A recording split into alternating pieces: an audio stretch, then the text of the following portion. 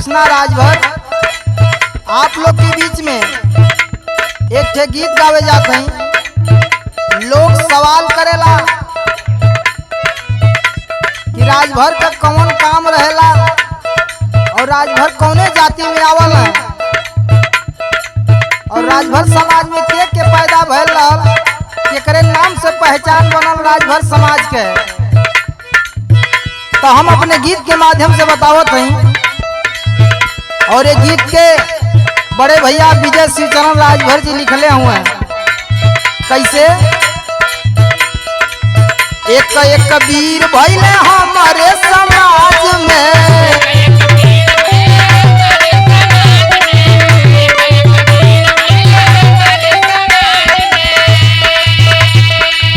दुश्मन के पांव काटे राजा भर के राज में।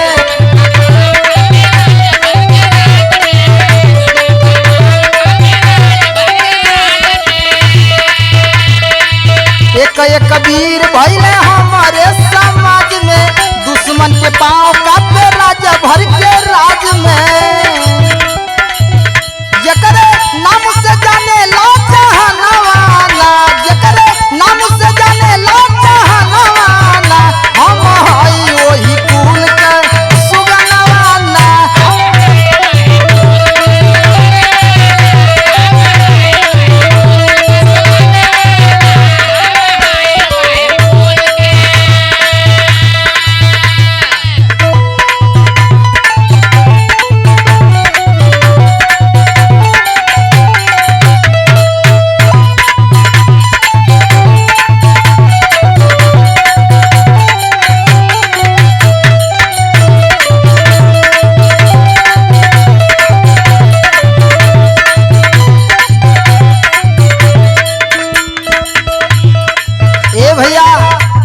हमरे समाज के लोग देश धर्म खातिर लड़ाई लड़ल है। आज उन्हीं पर लोग सवाल करना कि कौने समाज के राजभर समाज लोग हुए। बतावत हई कि राष्ट्र धर्म खातिर लड़ले लड़ाइया,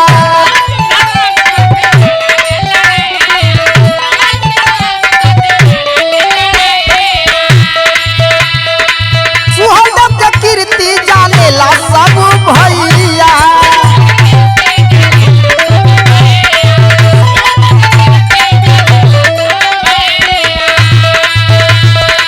पूरा हिंदुस्तान के राजनीति में महाराजा सुहेलदेव जी का चर्चा हो। देश धर्म खातिर लड़ाई लड़ल हम सुहेलदेव जी। कहना हो राष्ट्र धर्म खातिर लड़ले लड़ाइया, सुहेलदेव की कीर्ति जानेला सब भैया।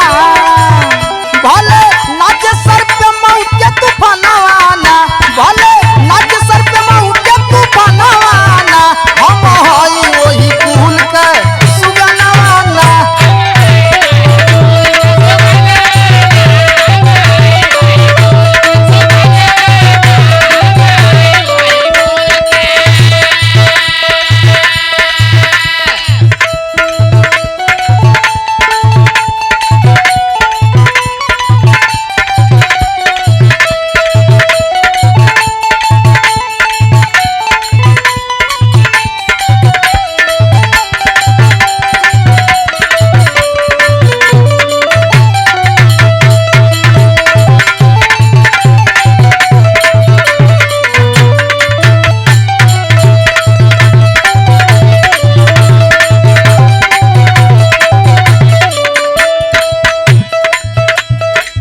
और इतने ना ये भैया, आप चले जाएंगे जौनपुर जिला में राजा केरारवीर का किला है।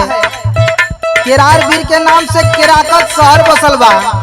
कहना हो केरार जी के नाम पर बनल शहरिया,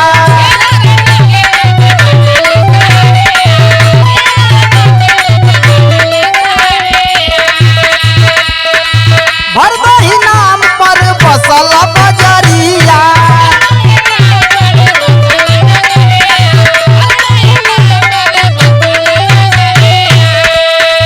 केरार जी के नाम पर बसल शहरिया, भरदही नाम पर बसल बजरिया जौनपुर के शीतला माया नवाना जौनपुर के शीतला माया नवाना हम हई वही कुल के सुगनवाना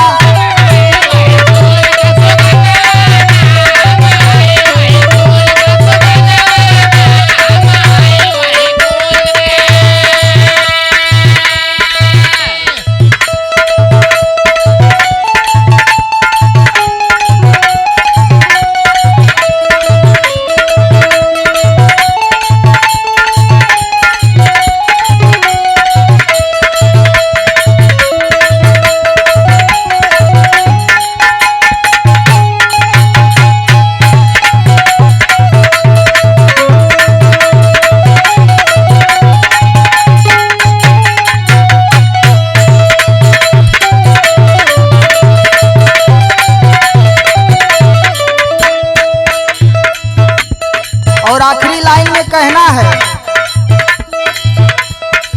विजय शिव चरण गुरु पंचम के गीतिया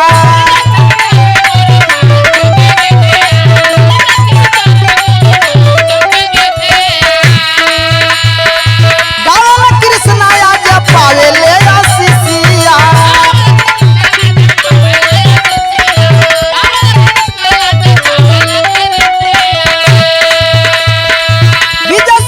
पंचम के गीतिया गावल कृष्ण आज पावे ले आशीषिया जेकर गाय के करे ले पखनवाना जेकर गाय के करी ला पखनवाना हम हई वही कुल के सुगनवाना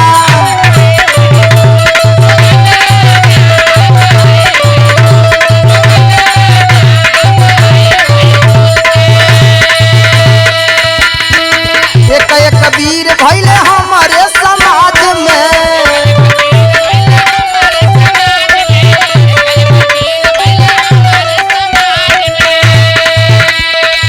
दुश्मन के पांव कापे राजा भर के राज में